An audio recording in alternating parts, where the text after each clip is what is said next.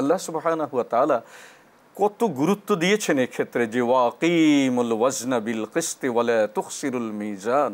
এটা মূলত একটা সত্যবাদী ব্যবসায়ীর মানদণ্ড। তো আপনি যদি আরও কিভাবে সত্যাশ্রয়ী হওয়া যায়, এই যে সাধারণ মানুষগুলো, আহারে কত কষ্ট আমাদের, যাদের হাতে কিছু টাকা পয়সা আছে হয়তো আমরা কিনে খেতে পারি, কিন্তু এই রোজার মাসে দ্রব্যমূল্যের দাম বাড়ার কারণে অনেক অসহায় বঞ্চিত মানুষ, তাদের কিনতে কষ্ট হচ্ছে।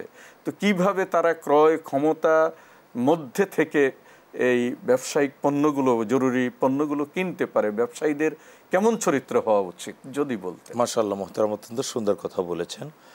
আসলে মহাগ্রন্থ আল কোরআন আমাদের জন্য জীবন বৃত্তান্তের সকল কিছু ইন ডিটেলস এক্সপ্লেইন, ব্যাখ্যা করে আমাদেরকে বুঝিয়ে দিয়েছেন। প্রথম কথা হলো, নৈতিকতা জন্মলাভ করেই কেউ নৈতিকতা হয় না। আল্লাহ তাআলা তাকে একটা কমন সেন্স দিয়েছে, যেটাকে বলা হয় আকল বা বিবেক। এই কমন সেন্স খাটালেই একটা লোক ছোটবেলা থেকে বৃদ্ধ পর্যন্ত সে বুঝতে পারে কোনটা ভালো কোনটা মন্দ। নৈতিকতাও কিন্তু এখানে চলে আসে। তারপরেও আল্লাহ তাআলা চূড়ান্ত গাইড বুক দিয়েছেন আল কোরআন। এখানে তিনি বলে দিয়েছেন ওয়াকিমুল ওয়াজনা বিল কিসতি ওয়ালা তুখসিরুল মিজান। এখানের সাথে নৈতিকতা কেমন জড়িত আছে, আপনার প্রশ্নের উত্তরটা এভাবে খুঁজে নিলে হবে। রাসূল করিম সাল্লাল্লাহু আলাইহি ওয়াসাল্লাম বলেছেন যে কোরআনটা নাজিল হয়েছে 5টি বিষয়। আল কোরআন হুজ্জাতুন খামসাতে আওজিহিন, 5টি বিষয়ের দলিল নিয়ে। একটা হলো হালাল হারাম, তার মধ্যে উল্লেখিত এই দুটো জিনিস। যে হালাল যদি না বুঝে তাহলে সে হারাম এর মধ্যেই নিপতিত হয়ে যাবে। ব্যবসা একটি গুরুত্বপূর্ণ অধ্যায়, সেখানে যদি সে কিভাবে আনবে কিভাবে দিবে, সে কি তার মজুদদারিতে করবে না নিজের উপর দাম কষে দিয়ে নিজের সুবিধা মতনই করবে, এর দ্বারা সাধারণ সুবিধা বঞ্চিত লোকগুলো যখন তাদের ক্রয় ক্ষমতার মধ্যে থাকবে না, তখন ব্যবসায় সেখানে অভিশপ্ত হয়ে যাবে। এটা রাসূল করিম সাল্লাল্লাহু আলাইহি ওয়াসাল্লামের কথা। এরপর আল্লাহ সুবহানাহু ওয়া তাআলা বলেছেন যে আমার মধ্যে যে সৌন্দর্য আমার দিন বিধান মানার ক্ষেত্রে, তুমি সেটা অবৈধভাবে কোনো সেই সৌন্দর্য পাবে না। এখন নৈতিকতা আমাদের এমনভাবে ভুলুণ্ঠিত হচ্ছে যে এই কারণে সাধারণ মানুষগুলো এখনও পার্থক্য করতে পারতেছে না যে আজকে সমাজ ব্যবস্থা না এই যে সুন্দর নৈতিকতার উপর আসবে কিভাবে। তো এই কথাটা যখন তাদের কাছে অনুপস্থিত, আমরা বলবো যে রমজান মাস হলো তাকওয়ার মাস। আর সৌমু হুয়া শাহরুস সবর, এই রোজাটা হলো ধৈর্যের মাস। এখন ধৈর্য কি? ধৈর্যটা হলো ব্যবসা করতে গেলে আমাকে খুব হিসাব নিকাশ করে এটাও যেন আমার হালাল উপার্জনের একটা বৈধ পন্থা হয়।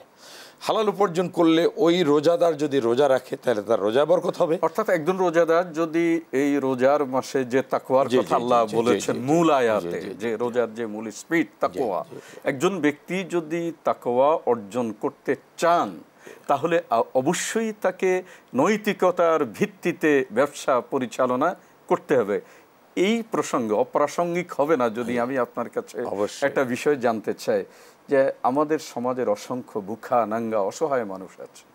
আল্লাহ তাআলা আমাদের যাদেরকে মোটামুটি একটু অর্থবিত্তের মালিক করেছেন, আমরা কি এই রোজার মাসে ওই সকল অসহায় মানুষদের কাছে কিছু প্রয়োজনীয় জিনিসপত্র, দ্রব্যাদি, খাবার বস্তু তুলে দিতে পারি না? অবশ্যই অবশ্যই। দেখুন, একটি সুন্দর চমৎকার কথা বলেছেন। তাহলে এই দেখেন যে রমজান মাসে অনেক আছে অনেক উঁচু অনেক টাকা পয়সার মালিক, আবার কিছু লোক আছে মধ্যবিত্ত থেকে আরও নিম্নবিত্ত, যারা ফুটপাতে বসবাস করে, দিন আনে দিন খায়, সারাদিন ক্ষেত মজুর অথবা অন্য কোনো কাজ করে, লেবার শ্রেণী যারা লেবার দিয়ে থাকে।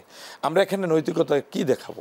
দেখুন, রমজান এসেছে আমাদের অনৈতিক দুশ্চরিত্রগুলোকে পুড়ে সারখার করে দিয়ে এই রমজানে নৈতিকতার একটি মহান শিক্ষা 30টি দিন একদিকে রোজা রাখবে। কারণ রাসূল সাল্লাল্লাহু আলাইহি ওয়াসাল্লাম বলেছেন মাল্লাম ইয়াদা কাওলা যুর, যারা মিথ্যা কথা মিথ্যা ছাড়তে পারে নাই, ব্যবসার ক্ষেত্রে হারাম ছাড়তে পারে নাই, বেইনসাফ ছাড়তে পারে নাই, তার রোজা রেখে না খেয়ে থাকা তার জন্য আমার জন্য দরকার নাই। তাহলে এখানেই হলো বিষয় যে আমরা যেন ঘুরে দাঁড়াই।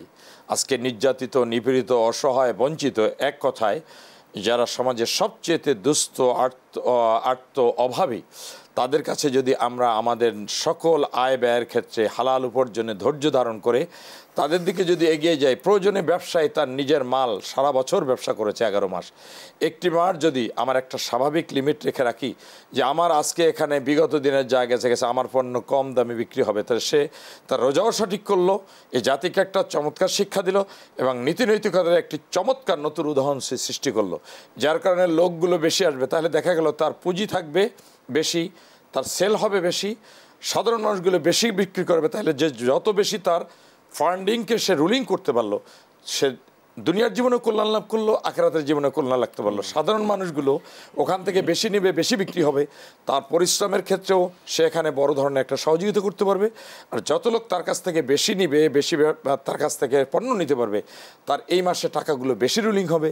বেশি রুলিং হলে একটি চমৎকার দৃষ্টান্ত আমাদের এই দেশে হবে, যে দৃষ্টান্তের আলোকে আমরা যদি ভবিষ্যৎ জীবনে করতে পারি, টোটাল ব্যবসায়ীরা যদি এই সিদ্ধান্তটা নেয়, এই চিন্তা যদি করে, তাহলে ইনশাল্লাহ আশা করি এই সমাজের নৈতিকতার একটি মানদণ্ডে একটি সুন্দর সমাজ গড়ে উঠবে।